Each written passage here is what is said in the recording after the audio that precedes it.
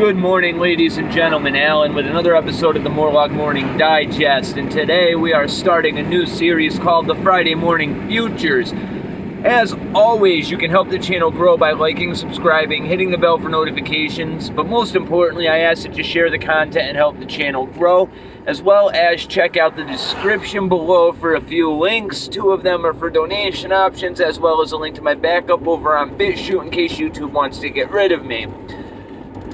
Now, every day during the week, I'm going to be starting a concurrent series that corresponds with that day of the week. And on Fridays, we will be discussing Friday morning futures. In essence, I am going to take a current event and break down how it will play out as we move forward in this timeline we call reality. I want to talk today about the wildfires in Oregon and Washington State. Now, it has come to my attention through a lot of research that these fires are not natural. Rather, this is eco-terrorism at its finest. And the culprits are none other than Antifa and Black Lives Matter. I am not just saying this as hyperbole or a guess.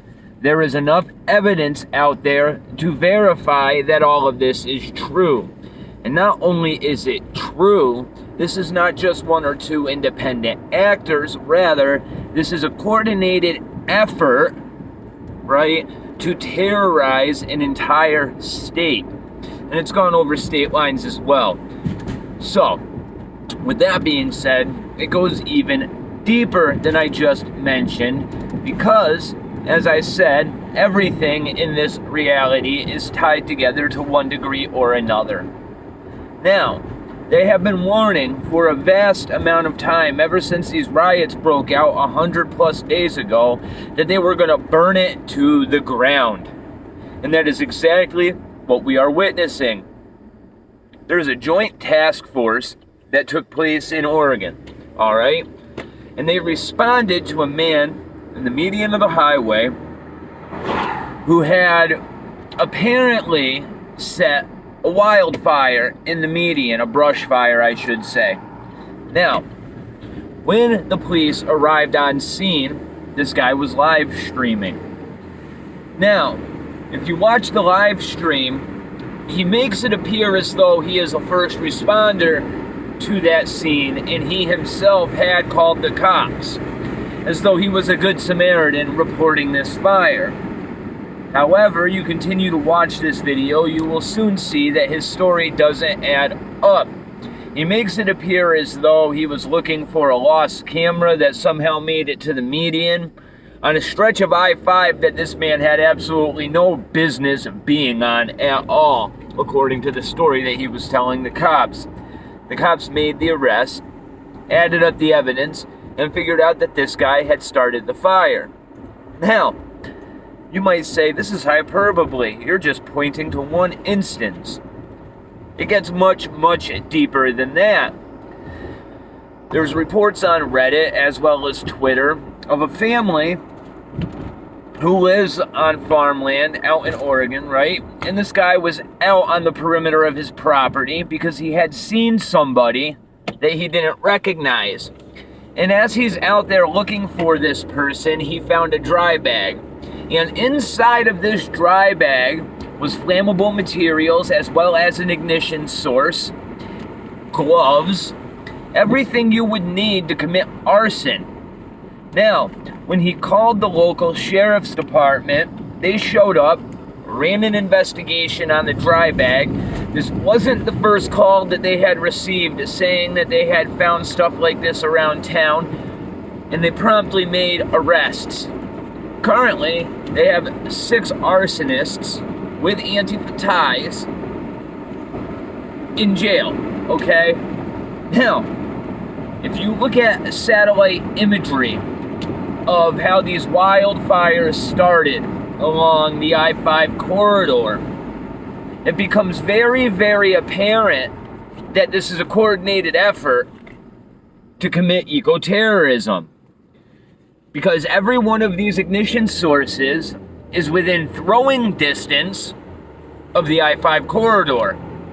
Now, we also have reports from motorists and arrests have been made with the license plates provided of Antifa arsonists riding down the street, okay, throwing Molotov cocktails out of their windows on the I-5 corridor.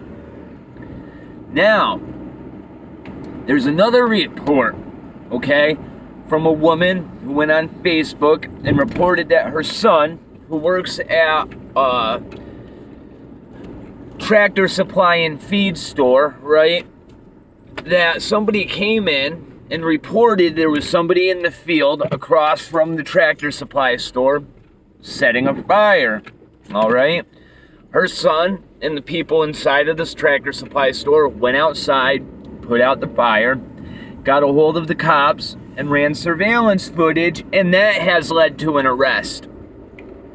All right. Now, this is where I take all of the evidence presented and I connect it to what's going on at a deeper level, because this isn't simply eco-terrorism to reach a political means, okay? That is part of it, but it gets much, much deeper. And now that we know for a fact that Antifa and BLM are 100% involved, right?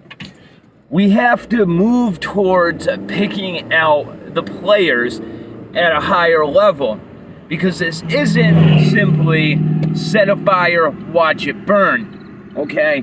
If anybody can remember what happened a week ago, 2 weeks ago maybe, President Trump initiated a task force and set William Barr to task in order to point out cities throughout the United States of America, right, as well as states throughout the United States of America that have not been cracking down on these riots and this insurrection taking place in our country. And what he has directed William Barr to do is cease all federal funding to these districts, to these cities, to these states.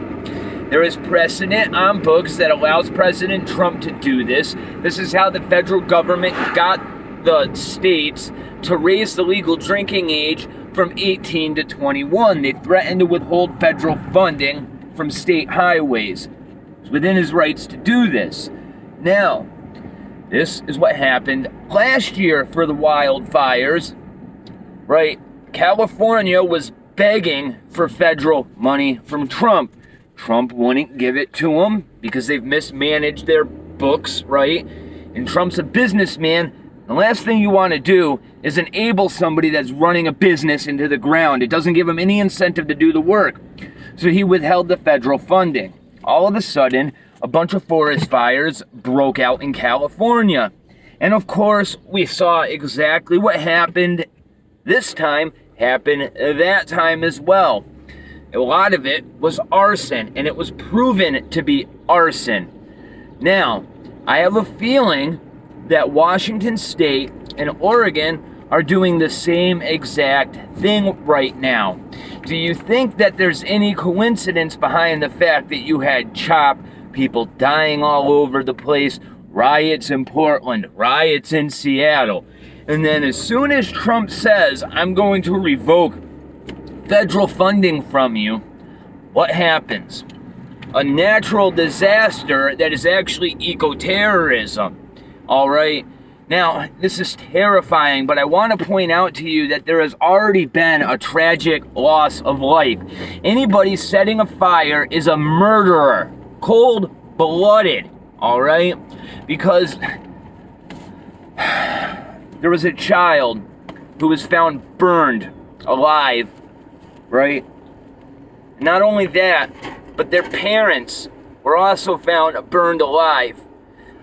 And according to the evidence in this scene, these parents were trying with everything that they had, and they gave their lives trying to save their child. More than likely is they heard their child screaming as they burned alive in a house set by a fire from somebody who is being used like a puppet and doesn't even understand that they're going to be the first ones on the chopping block once all of this is said and done.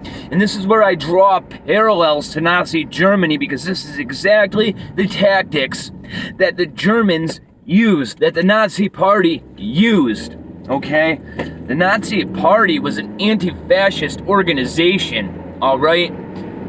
Antifa originated in Germany. They used the same exact tactics. They burned everything to the ground and blamed it on the opposition, okay? And then they got the public to rally behind them. And once the wool was pulled over the eyes of all of these people that don't have the balls to lead but follow blindlessly, right? Their heads were put on the chopping block. They came after one group after another, and by the time it came to your group, there was nobody left to do anything. And that's exactly the tactics that are being used right now. When you see Antifa holding their arm in a salute, just remember, if they open their fist, it's identical to Nazi Germany. The parallels are there because it is history repeating itself. Okay?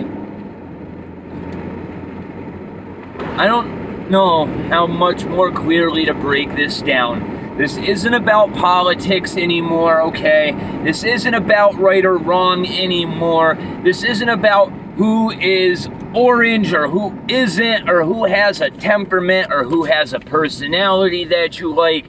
This is very simply good versus evil. People that understand how reality is supposed to function versus people that don't. People that want to watch the world burn simply because it's fun to watch the world burn versus people who have invested their entire lives into making the world a better place. And we are at a precipice that we can't turn back from. It's important for people to understand that my prediction here is that the media, right, is going to flip this on its head and use projection to blame something other than the true source of these fires. The evidence is there. Just open your eyes. In turn, it is going to foment even more political division. And it's only going to ratchet up from here. If you think wildfires are scary, wait till they start burning residential areas. Because that is what is coming next. Because people will not stand up for themselves and put their foot down. That is all. God bless. Have a great day. Protect you and yours, because ain't nobody else going to. It's blindly apparent at this point.